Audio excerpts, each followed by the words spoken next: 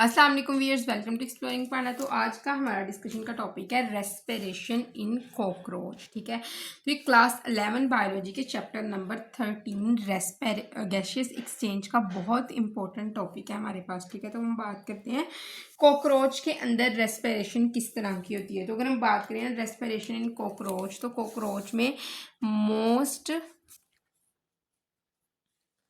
Most evolved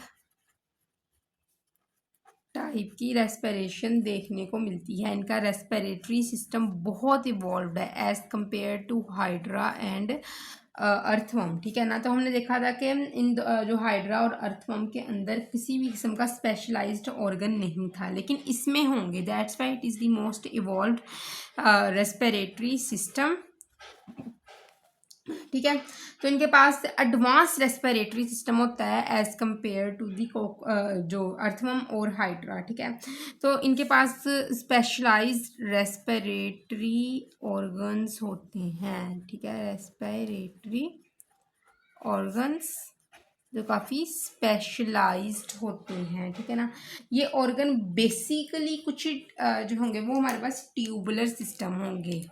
ठीक है, these respiratory organs in cockroach are somehow, ये सारा जो ट्यूबुलर सिस्टम मैंने ड्रा किया हुआ है, तो यही ट्यूबुलर सिस्टम इनके रेस्पिरेटरी ऑर्गन्स का नाम दिया जाता है। ठीक है, these are somehow their tubular system. ठीक है, तो ये ऑर्गन जो है वो बेसिकली कुछ ट्यूबुलर सिस्टम है। ठीक है, तो ट्यूबुलर सिस्टम भी ऐसे जो बिल्कुल ब्रांच्ड हैं। यू कैन सी हियर, ये एक जाल बिछा हुआ है, ब्रांचिंग हुई हुई है। तो ये ट्यूबुलर सिस्टम क्या होंगे?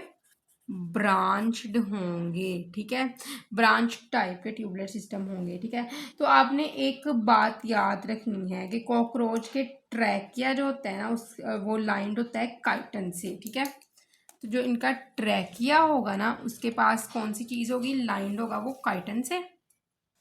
तो ट्रैकिया ऑफ कॉकरोच, जो आप ये ट्रैकिया देख रहे हो, ये किससे लाइंड है? काइटन से। ठीक है, जिस तरह के हमारा ट्रैकिया है वो लाइंड होता है सी शेप्ड कार्टिलेज से। इनका ट्रैकिया लाइंड है काइटन से। हमारे ट्रैकिया के अंदर ना जो कार्टिलेज होती थी ना, सी शेप्ड कार्टिलेज, वो ट्रैकिया को कोलैप्स होने से बचाती थी। ठीक है ना, और जो ये हमारे पास कॉकरोच के अंदर काइटन की प्रेजेंस है इस ट्रैकिया के अंदर, तो ये भी किस लिए? ताकि इसको, इस ट्रैकिया को, इस ट्यूबुलर सिस्टम को प्रिवेंट किया जाए फ्रॉम कोलैप्सिंग। ठीक है, कोलैप्सिंग से इसको बचाया जा सके। ठीक है, क्लियर। तो इनके पास ना कुछ ओपनिंग्स होती हैं जो है, जिसके जरिए आप ये देख सकते हो कुछ बॉडी के अंदर सीवरल ओपनिंग्स हैं। यू कैन सी हियर, ये साइड्स पे ओपनिंग्स हैं बॉडी की। तो ये ओपनिंग का काम क्या होता है? इन्होंने एयर का एक्सचेंज करवाना होता है। They have some openings in their body. ठीक है, इन ओपनिंग का काम क्या है? Exchange of gases. अच्छा, सबसे बड़ी इंटरेस्टिंग बात है, जो ये ओपनिंग होती है ना कॉकरोच में, ये ओपनिंग है कंट्रोलेबल। जो ह्यूमंस है ना उनके अंदर जो मौजूद ओपनिंग यानी कि नोस्ट्रिल्स होती हैं वो अनकंट्रोलेबल हैं। उनको आप खुद कंट्रोल नहीं कर सकते उनकी ओपनिंग को या उनकी क्लोजिंग को, क्योंकि जब आप क्लोज कर दोगे तो क्या होगा? आपकी सांस रुक जाएगी। तो ये अनकंट्रोलेबल है। लेकिन ये जो बेसिकली कॉकरोच के अंदर जो ओपनिंग होती हैं जिसके ज़रिए एयर को अंदर और बाहर ले जाया जाता है, ये कंट्रोलेबल होती हैं। ठीक है, तो इनकी बॉडी की जो होती है ना उसके कुछ हिस्सा है, जो ऊपर वाला हिस्सा है ना, ये वाला देखो, यहाँ से लेके ये वाला जो हिस्सा है ये है थोरक्स। और जो ये नीचे पिंक से लाइंड है, जो चीज़ें मैंने लाइन की हुई है, ये क्या है? ये इनके अंदर मौजूद है एब्डोमेन। ठीक है, ये है एब्डोमेन का हिस्सा, और ये ऊपर वाला कौन सा? ये थोरक्स वाला हिस्सा है। ठीक है, क्लियर। तो अब हम इसको बात करते हैं कि जो इनकी बॉडी के अंदर रीजन्स हैं, तो दो रीजन्स हैं, एक है थोरक्स और दूसरा कौन सा है? एब्डोमेन। ऊपर वाला हिस्सा थोरैक्स, नीचे वाला कौन सा है, एब्डोमेन। तो क्या होता है कि जो थोरैक्स रीजन है ना, इसके अंदर 2 पेयर पाए जाएंगे स्पाइरिकल्स के। तो बेसिकली ये ओपनिंग क्या है, स्पाइरिकल्स हैं, ठीक है। इसके लिए नाम जो यूज़ किया जाता है वो स्पाइरिकल होता है, ठीक है। तो थोरैक्स के अंदर इस ओपनिंग के 2 पेयर्स होते हैं, 2 पेयर्स ऑफ स्पाइरिकल, ठीक है। और अगर हम बात करें एब्डोमेन में, तो एब्डोमेन में इस ओपनिंग यानी कि स्पाइरिकल के 8 पेयर्स होते हैं, ठीक है ना। तो ये स्पाइरिकल के जो 2 पेयर्स होते हैं ये बॉडी की लेटरल साइड्स पे होते हैं। बॉडी की लेटरल हमें पता है साइड्स वाली, ठीक है ना, जो कोनों वाली साइड होती है, ठीक है। बॉडी की जो साइड्स है, जो ऊपर वाली साइड होती है उसको डोर्सल कहते हैं, D for dorsal, D for दुम। नीचे वाली साइड जो इसकी होती है टांगों वाली, कॉकरोच की, वो क्या है, वो वेंट्रल साइड, और लेटरल साइड क्या है, साइड्स, ठीक है। जो इसकी साइड्स हैं बॉडी की, तो लेटरल साइड्स पे ये स्पाइरिकल्स देखने को मिलते हैं, ठीक है। और कहाँ पे होंगे ये, बॉडी की लेटरल साइड्स पे, ठीक है।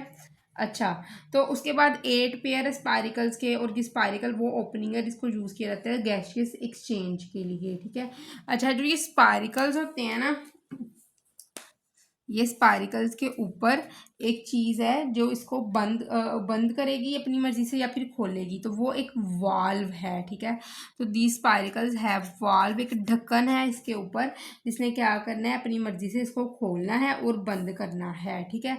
तो यहाँ पे हम देखते हैं 2 पेयर ये वाले हैं और 8 पेयर ये वाले, मतलब कि 10 pair of the spiracles at a time देखने को मिलेंगे।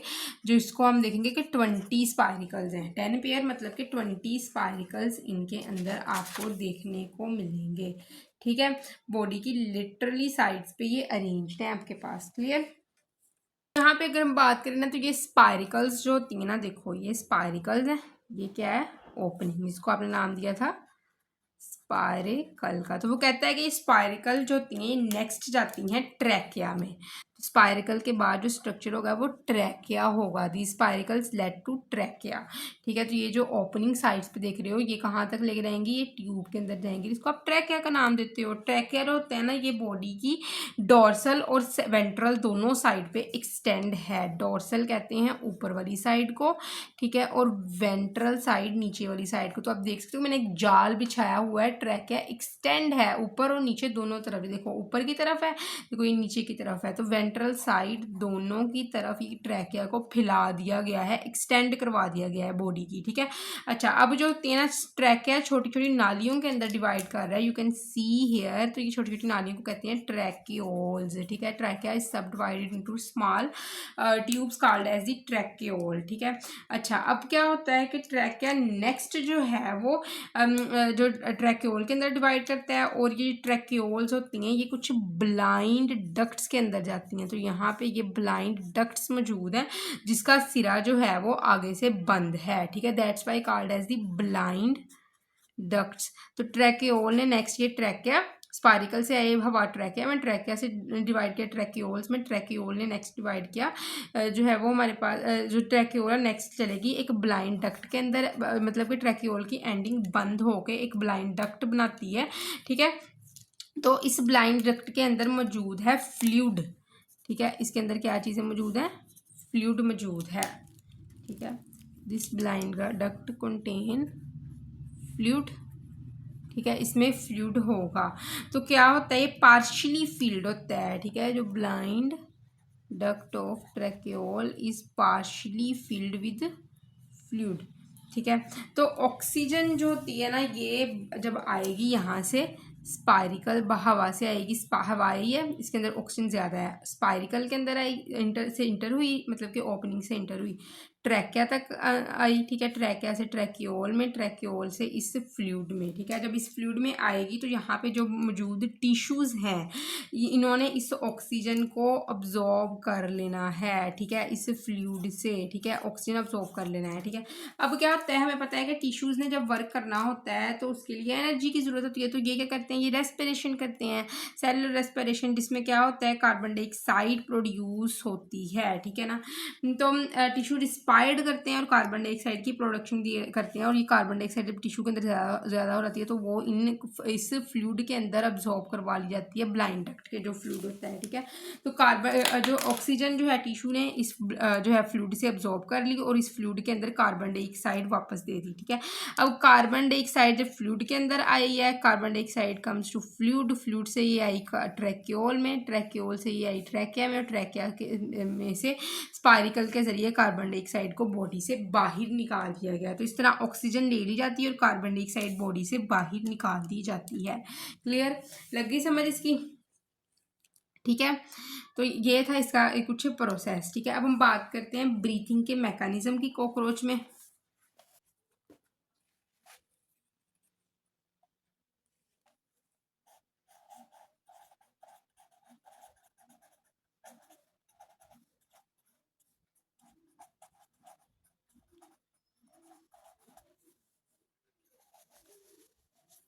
तो हम अगर बात करें ना मैकेनिज्म ऑफ ब्रीथिंग की, तो ये ब्रीथिंग करवाई जाती है थ्रू कंसंट्रेशन ग्रेडियंट के जरिए। इसका मतलब क्या है?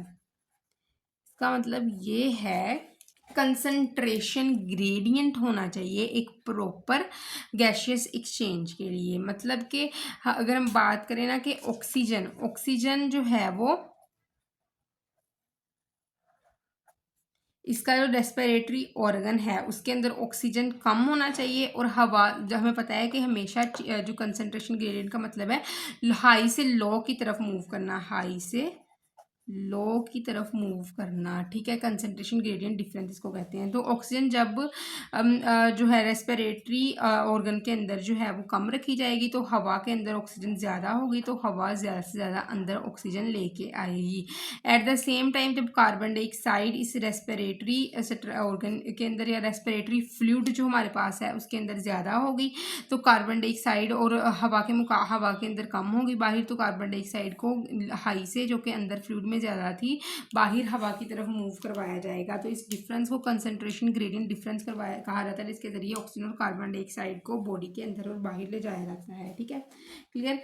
तो उसके बाद क्या है कि ये इनकी बॉडी जो है वो ब्रीथिंग मूवमेंट भी शो करती है। जिस तरह हमारी रिब्स है ना, जब हम सांस लेते हैं तो ऊपर नीचे होती है, इसी तरह इनकी बॉडी भी जो है वो ब्रीथिंग मूवमेंट शो करेगी, नज़र आएगा कि ये सांस ले रही हैं, ठीक है। जिस तरह हमारी रिब्स ऊपर नीचे होती हैं और हमें पता चलता है कि हम सांस ले रहे हैं। उसके बाद क्या है, मैकेनिज्म ऑफ ब्रीथिंग में एक चीज़ है इंस्पायरेशन। तो इंस्पायरेशन में वो कहता है कि फर्स्ट जब जो इंस्पायरेशन क्या है, अंदर जो है वो हवा को लेके जाना, अपनी बॉडी के अंदर लेके जाना, इनसाइड लेके जाना। तो फर्स्ट ऑफ ऑल पहले जो 4 पेयर्स हैं, 1 2 3 4, ठीक है, ये क्या होंगे, ये ओपन होंगे। फर्स्ट 4, इन 10 में से 4 पेयर्स जो हैं स्पाइरिकल के, ये क्या होंगे, ओपन होंगे। और पीछे कितने रह गए, लास्ट 6, जो इसके लास्ट 6 वाले पेयर होंगे ये क्या हो जाएंगे, इन 10 में से जो 6 हैं ये पेयर्स, ये क्या होंगे, ये क्लोज हो जाएंगे, ठीक है। तो इसकी वजह से डोर्सी वेंट्रल मसल्स जो होंगे बॉडी की डोर्सल और वेंट्रल साइड पे, ठीक है ना, एब्डोमिनल मतलब एब्डोमिनल वाले हिस्से में बॉडी की ऊपर और नीचे वाली साइड पे जो मसल्स हैं उसको हम डोर्सी वेंट्रल मसल्स कहते हैं। मतलब डोर्सल और वेंट्रल साइड दोनों के मसल्स जो एब्डोमिनल वाले हिस्से में डोर्सी वेंट्रल मसल्स रिलैक्स हो जाएंगे, ठीक है। तो जिसकी वजह से एयर रशिस इन, हवा अंदर आ जाएगी। अब हम बात करते हैं एक्सपायरेशन की, बात करते हैं एक्सपायरेशन की। तो जो ऊपर वाले 4 पेयर्स होते हैं स्पाइरिकल के, यू कैन सी हियर, जो फर्स्ट 4 पेयर हैं वो क्या हो जाते हैं, वो क्लोज हो जाते हैं। First 4 pair of spiracles closed, ये जैसे ही क्लोज करेंगे तो नीचे वाले जो 6 पेयर हैं एब्डोमेन की तरफ भी क्या करेंगे, ये ओपन हो जाएंगे। तो रेस्ट जो है 6/10 पेयर्स ऑफ स्पाइरिकल मतलब ये पेयर है, 4 पेयर्स और 6 पेयर, स्पाइरकल्स ओपन, जिसकी वजह से जो नीचे वाले एब्डोमिनल मसल्स हैं ये क्या करेंगे, ये कॉन्ट्रैक्ट हो जाएंगे, एब्डोमिनल मसल्स कॉन्ट्रैक्ट कर जाएंगे। ठीक है, जब एब्डोमिनल मसल्स कॉन्ट्रैक्ट करेंगे तो एयर को बॉडी से बाहर रश करवा दिया जाएगा, एयर रशिज आउट। क्लियर, लगी समझ इसकी भी। तो एयर को बॉडी से बाहर निकाल दिया जाएगा। तो अच्छा, यहाँ पे ना एक बात है नोट करने वाली, जो आपने नोट करनी है, there is a point to be noted.